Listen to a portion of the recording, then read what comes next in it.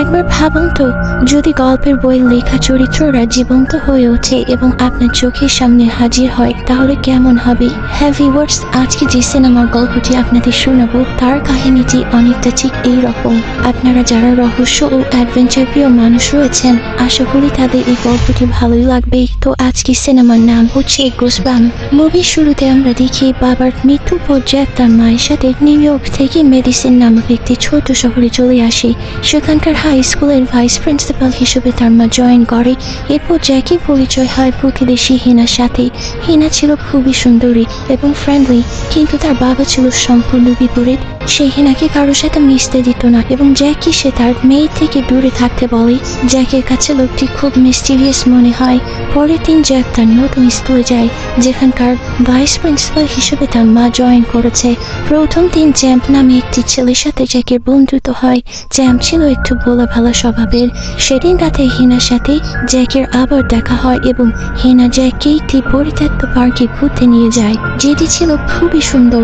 তারা সেখানে একটি নাবতুলে চড়ে।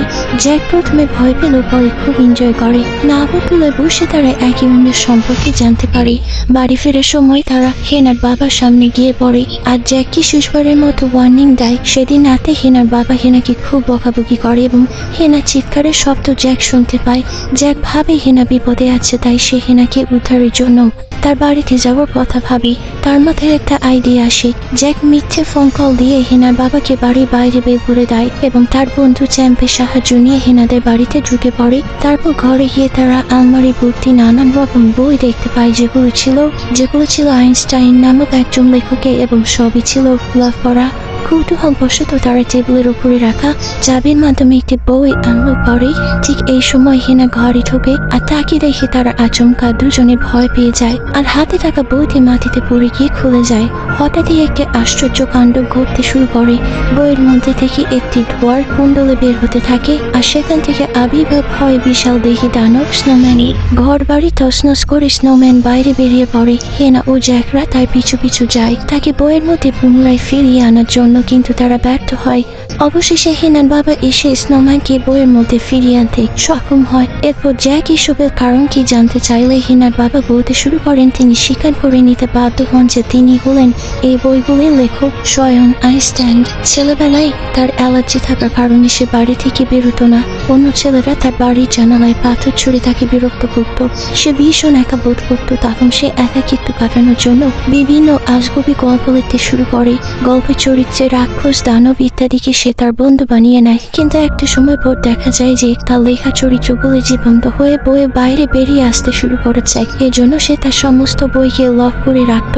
বাড়ি ফেরার পর তারা দেখতে পায় যে একটি বই খোলা পড়ে আছে আর তার ভেতরে চরিত্রে স্ল্যাপি যে ছিল একটি পুতুল। সে বাইরে বেরিয়ে এসেছে। স্ল্যাপি ছিল খুবই বুদ্ধিমান একটি চরিত্র। আইনস্টাইন তাকে কৌশলে বইয়ের ভেতরে ঢোকানোর চেষ্টা করে, কিন্তু বুদ্ধিমান স্ল্যাপি আগে তা বুঝে ফেলে। সে আইনস্টাইনের উপর রেগে যায় এবং তারা যে এতদিন বইয়ের মধ্যে বন্দি অবস্থা ছিল তার প্রতিশোধ নিতে চায়। সে তার বইটিকে পুড়িয়ে ফেলে যাতে তাকে আর বন্দি না করা যায় এবং তার অলৌকিক ক্ষমতা বলে সে বাকি সব বইগুলো নিয়ে অদৃশ্য হয়ে যায়। স্ল্যাপি অন্য কয়েকটি বই খুলে সেখানকার মনস্টারদের মুক্ত করে দেয় এবং তারা মেডিসিন শহরে অনেক ক্ষতি করে ফেলে। এসব মনস্টাররা আইনস্টাইনকে মেরে ফেলার চেষ্টা করে। কোনো ক্রমে তারা রক্ষা পায়। হেনা জিজ্ঞাসা করে এখন উপায় কি? তখন জ্যাক একটা আইডিয়া দেয়, এমন একটি গল্প লেখা হোক যার মাধ্যমে সব মনস্টারদের আবারও ফেরত পাঠানো যাবে। আইনস্টাইন জানায় যে এজন্য তার একটি বিশেষ টাইপ রাইটারের দরকার, যেটি জ্যাকদের স্কুলে রাখা আছে। এজন্য তারা স্কুলের দিকে রওনা হয়। যাওয়ার পথে তারা নানান রকম মনস্টার দ্বারা আক্রান্ত হয় ও অনেক সমস্যার সম্মুখীন হয়। হেনার দেখানো শর্টকাট দিয়ে কবরস্থানের মধ্য দিয়ে তারা স্কুলের দিকে যায়। যাওয়ার পথে হেনার গায়ে চাঁদের আলো পড়ে এবং দেখা যায় যে তার শরীর চাঁদের আলোতে উজ্জ্বল হয়ে উঠছে এবং আস্তে আস্তে মিলিয়ে যাচ্ছে। চাঁদের আলো সরে যাওয়ার সাথে সাথে আবার সব ঠিক হয়ে যায়। অবশেষে তারা হাই স্কুলে পৌঁছে জ্যাক আইনস্টাইনকে জিজ্ঞাসা করে হেনার এই অদ্ভুত আচরণের বিষয় কি। তখন আইনস্টাইন জানায় যে হেনা কোনো মানুষ নয়, সেও অন্য মনস্টারদের একজন চরিত্র। তাকে স্পেশাল করে বানানো হয়েছে কারণ একসময় আইনস্টাইন একা বোধ করত, সেই জন্য তার একাকিত্ব কাটানোর জন্য একজন সঙ্গী হিসেবে হেনাকে তৈরি করে এবং সে হেনাকে হারাতে চায় না। টাইপরাইটার খুঁজে পাওয়ার পর আইনস্টাইন লিখতে শুরু করে আর বাকিরা এ সময় স্কুলের সবাইকে সতর্ক করার চেষ্টা করে, কেননা স্কুলে তখন ডান্স পার্টি চলছিল। হেনা জানায় সে কখনো হাই স্কুল ডান্স পার্টি দেখেনি এবং তার ডান্স করার খুব ইচ্ছা আছে।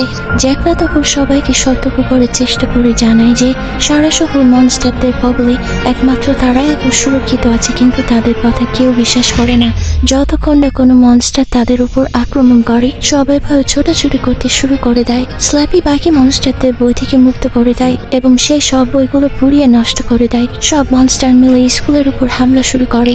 স্ল্যাপি আইনস্টাইনের উপর আক্রমণ করে ও তার হাত জখম করে দেয় যাতে সে আর লিখতে না পারে। তখন জ্যাক বুদ্ধি করে বোমা বুদ্ধি একটি স্কুল বাসকে জ্বালিয়ে দেয় আর মনস্টাররা তার উপর ঝাঁপিয়ে পড়ে এবং বোমা ফেটে অনেক মনস্টার মারা যায়, কিন্তু পুনরায় জীবন্ত হয়ে ওঠে তারা আবার। এই সুযোগে জ্যাকরা অন্য একটি স্কুলের বাসে করে একটি নিরাপদ জায়গায় চলে যায় যেটি ছিল পরিত্যক্ত।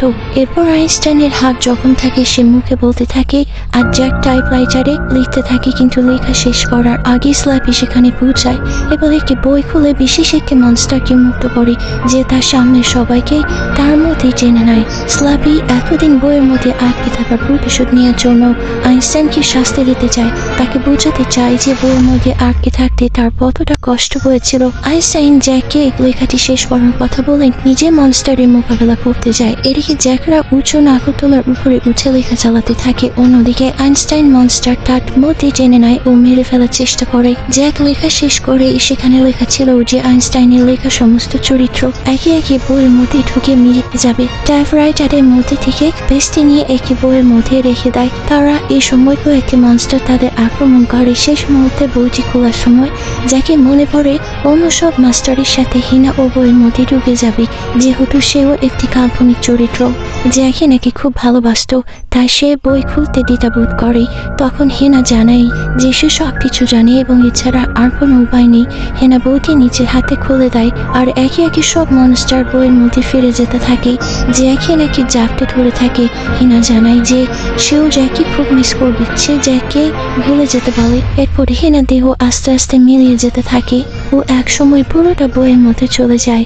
সবাই খুব দুঃখ পায়। পরে দৃশ্যে দেখা যায় স্কুল পুনরায় শুরু হয়েছে এবং আইনস্টাইন একজন পরিবর্তিত টিচার হিসেবে স্কুলে জয়েন করেছে। শেষে জ্যাক আইনস্টাইনকে জিজ্ঞাসা করে যে সে হেনাকে মিস করে কিনা। তখন আইনস্টাইন একটি সারপ্রাইজ দেয়, দেখা যায় পাশে হেনা দাঁড়িয়ে আছে।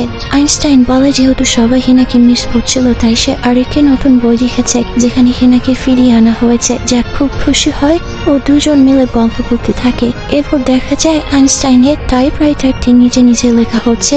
ইনভিজিবল বয় নামক এক অদৃশ্য চরিত্র যে কিনা বাইরে থেকে গিয়েছিল আর সে প্রতিশোধ নিতে চায়।